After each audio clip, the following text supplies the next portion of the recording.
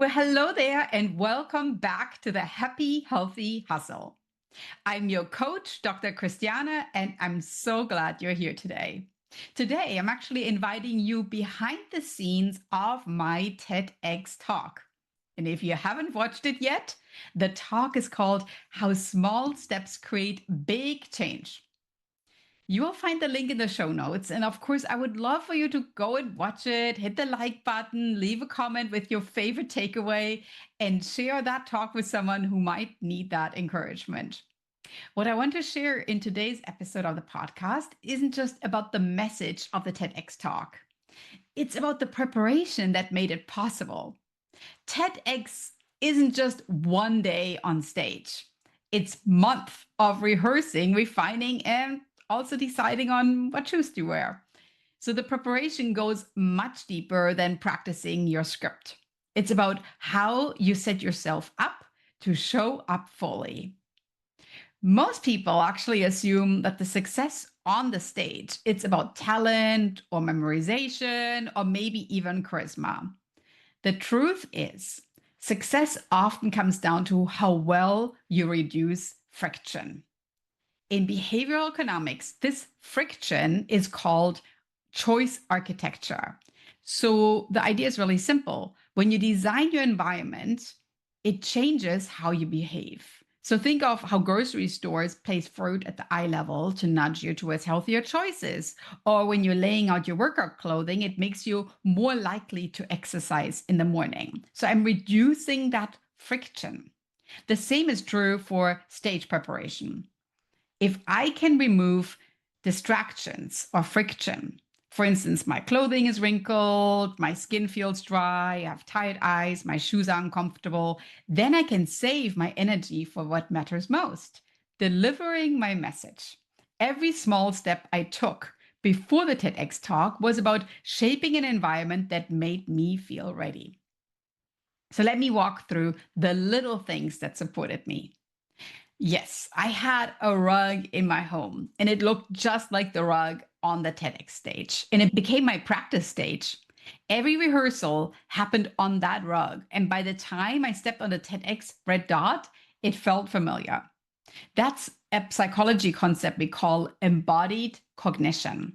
Our bodies influence our minds. So practicing in one spot trained my brain to associate that circle with confidence.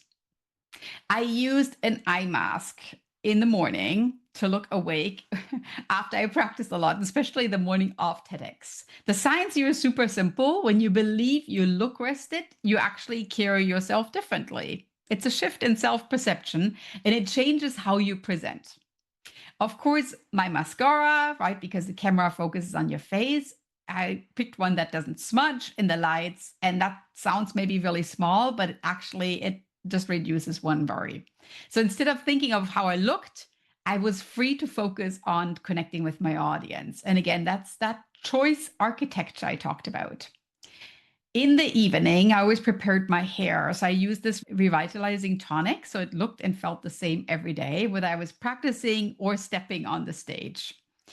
And of course, I also want to point out yes, it's sometimes very simple, but even using like vitamin boosts can help you because they can keep up your energy in a very natural way. Lotion is really important because it's a self ritual, but it's also a quiet signal to myself that I was prepared. I also had a necklace that reminded me that I felt centered and grounded. And I gave my daughter a very simple camera to take some fun pictures. On the day of the talk, I wore golden low heels. To me, comfortable enough to stand in for 15 minutes, stylish enough to give me that extra edge because the shoes are actually much more important than what people think. They affect your posture, and posture affects your confidence. Again, embodied cognition. When you stand tall, you feel stronger. And I also used a handheld steamer to make sure my outfit was long and lean and crisp because, I didn't want those wrinkles show up. What I want to say is you have to record yourself, right? If you ask people for feedback, that's important too. And all this is this behavioral science at work. So individually, of course, none of these items made me a great speaker, but together they created conditions for me to step confidently into that moment. And that's where psychology gives us a powerful signal. Self-signaling. Every small action sets a signal to your brain about who you are. When I applied lotion, when I steamed my clothes, when I stepped into the golden shoes, I was signaling you are prepared, you're professional, you belong here, you're going to deliver an amazing TEDx talk. And that's why preparation is never wasted. It's not about perfection, it's about evidence. Evidence you give yourself that you're ready. And I want to give you something to remember. The small steps matter. It's the petite practices. They build your confidence long before the spotlight hits you. So when you go and watch my TEDx talk, and I hope that you do, I want that you notice not just the words, but the presence.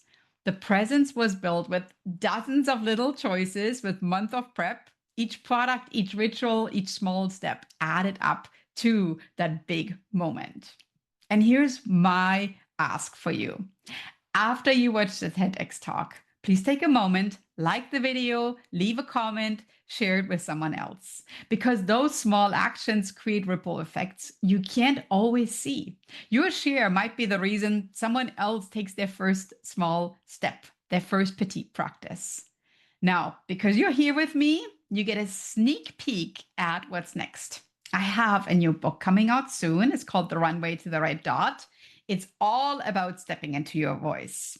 And I will be expanding on the exact strategies I've been sharing today, the psychology, the behavioral sciences, the practical tools that help you prepare for your own big moment.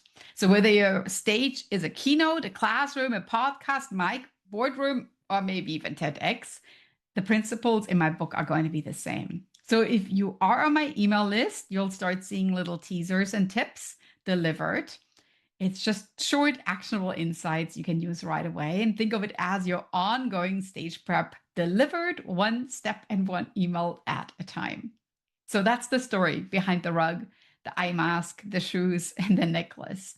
Every detail was part of a bigger picture. So the preparation is how you step into that voice. And those small steps are what create the change you want to see.